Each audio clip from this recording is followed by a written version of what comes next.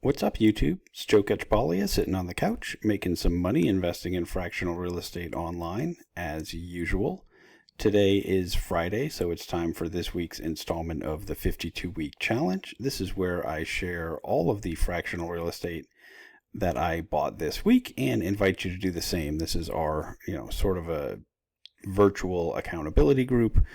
Quite a few people, like to share either in the comments in the Discord, or it seems to be the most popular choice to just send me DMs of what you're buying.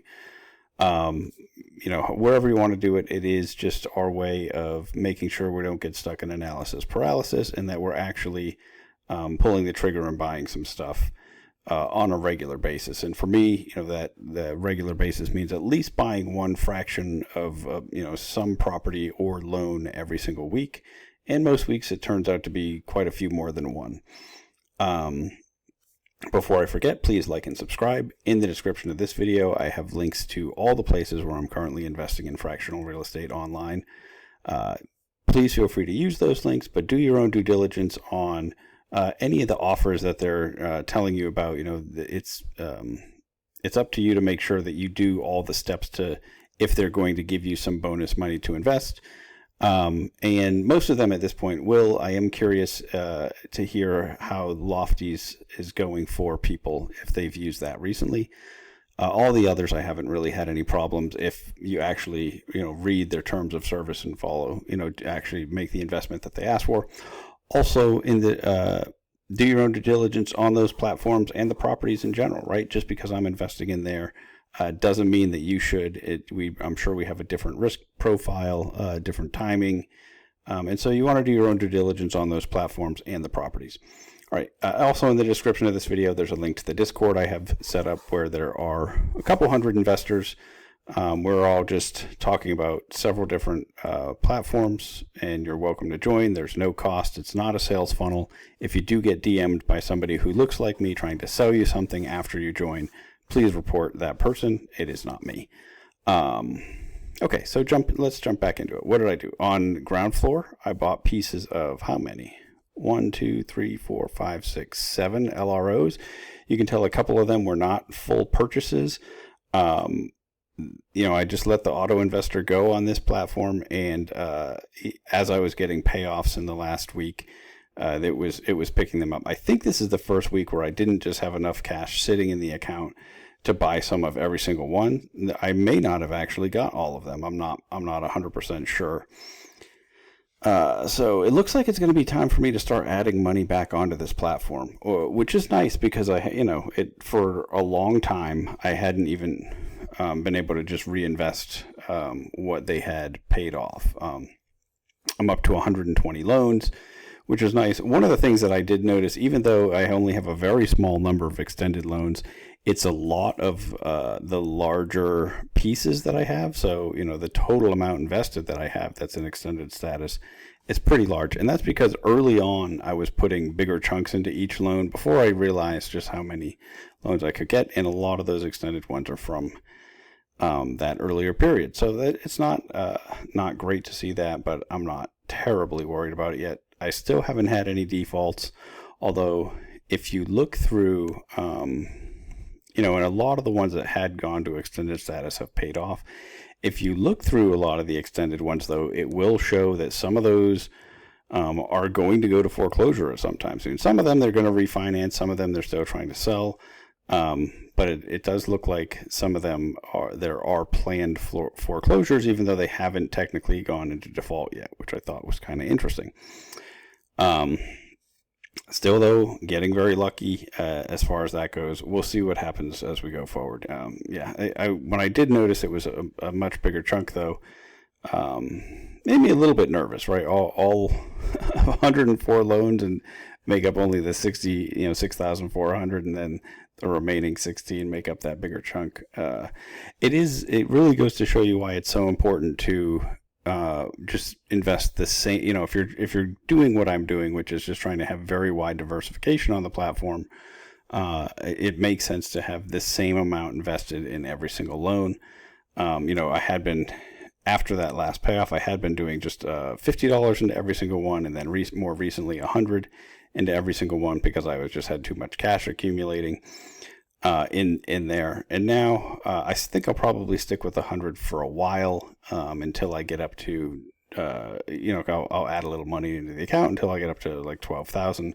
I'll do that, or basically, so I have until I have all the loans that I can possibly have, like that, where it's the same, which it seems like it's right around this 120 point. But once I have them all at the same level, then I'll bump it up again. That's the plan. Nothing really special about that other than I just don't want to have a disproportionate amount of capital in any one loan, which is what I kind of have. I'm stuck with here right now. Trying to avoid that in the future. Other than that, I invested in several properties on Lofty this week. I actually put a little bit of new money on Lofty, so that's the first time in a long time. I have been slowly moving money off. There were just so many deals that I wanted to take advantage of, and I have several properties that are on Lofty that should be selling soon or have sold, and we should be redeeming soon for cash, but I haven't received the cash yet. So I've been waiting on some of these deals to start doing that, but I got sick of waiting, and I saw some very low price point tokens, so I picked up a couple.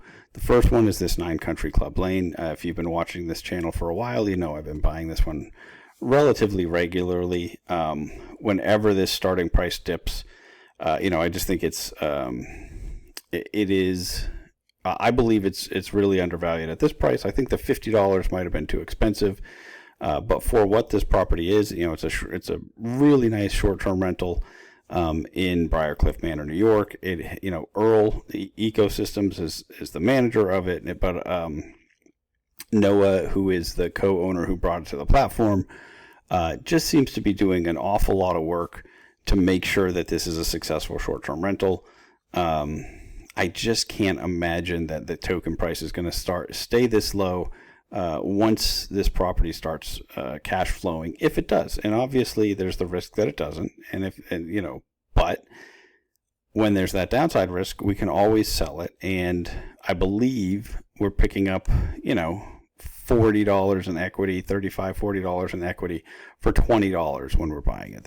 Now, obviously, this is something you want to do your own due diligence, and just because that's the number I believe, it doesn't mean it's right. The next property, if you've watched my channel at all, I've been buying this one, 7014 Raymond Ave. I have a separate video of it if you search the address, but I've been picking up tokens in this one for a very long time. There were just some extra cheap ones this week, so I picked up some more of those. A couple other people grabbed some, and I know, one of the members of S&P Property Management, it looks like, picked up some. So it's nice to see managers investing in the properties that they're in charge of. This is one where we're just trying to get the tenant out and then, bring it to a sale. But it's nice for them to have some additional skin in the game to want to maximize that sale price, just like I do. So that's one I'm excited about. Hopefully we get this sold this year. I mean, obviously we still have to get the tenant out. But once that's done, hopefully it's not too wrecked. I mean, that's the big risk on this one, right? Is that we get in there and it's trashed and it's very expensive to get it to a point where we can sell it. But where the token price has been and where I've been buying it, it seems very hard that to imagine that we would lose money on it. But we've seen that happen a few times on Lofty, so just keep that in mind. This is one I haven't talked about in a while, and I really only picked up 1 or 2 tokens in this one. This is a fourplex in Denver, Colorado. I think maybe one of the units is operated as a pad split, but I'm not positive. But it is just a long-term rental. I don't know if we ever ended up doing the buy the bedroom rental for some of them or not. If anybody's watching and you know the answer to that, let me know. Either in the comments or in the Discord. I'm sure I could go back and look at the notes, I guess, but if somebody just happens to know off the top of your head, that'd be great. It's just, I believe that this one is undervalued. One of the things is you can tell that the valuation model, if you look this up on Zillow, it's got a stupid low price because they have a low listing just to attract people to buy tokens in this property. I don't know. I can't imagine that that's not actually against the terms and conditions of their MLS, but that's how they have it at the moment, and I think it is. Anyway, I think I bought tokens at like $40, which for me was just crazy cheap, and just one or two, not very many, but it's one that has been throwing off yield the whole time. Not a ton of, not a deep discount from an equity perspective, but it's a property I really like in a market that I'm excited to be in. So that is one. And then one more, and this might be surprising to some people, is I bought a couple tokens in Colfax. I've already had quite a few. This is one where, it's two properties. One of the properties we're in the process of selling, but we had an insurance claim on it that was a tremendous amount of money. I want to say there's over $200,000, sitting in the reserve right now, and that's just actual cash in the bank. Hopefully, I haven't looked at the bank statements, but hopefully it's all there. I don't expect that Earl's doing anything untoward with it. Of course, he's one of my favorite managers. But again, just because I trust somebody doesn't mean that you should, right? So sometimes you can probably tell by the tone of this, there's a few people that I think put too much weight in me saying that I invested in something or like something, and I want to just make sure it's really clear that you really want to make these decisions for yourself. Don't just rely on what I'm doing, trying to share my experience and my results, but not tell you this is what you should do. But so there's a bunch of cash sitting in the account. There's one of the properties under contract to sell. And so net of the cash, without even considering the sale, I think that, it brings, it's like $14 in cash per share or something like that. Some stupid amount. Maybe not that much. Wait a minute. Or does it bring it down to 14? Let's see. Let's do some math. So 123, divided by 16,168. Yeah, almost $14 worth of cash per token. And the token's currently at $22. I mean, this one just seems insane to me, because I think we're selling this property. I don't know. We're going to get something from the sale of this property, and I don't remember exactly what it was, but I think that gets us over the token price, and then we still have another property left. This is two buildings, and we're only selling one. So this is one that just they've been problem properties. We've had problems with the tenants. They're not easy to manage, but just from a pure equity standpoint, and now cash in the bank, it seems really hard to go wrong with this.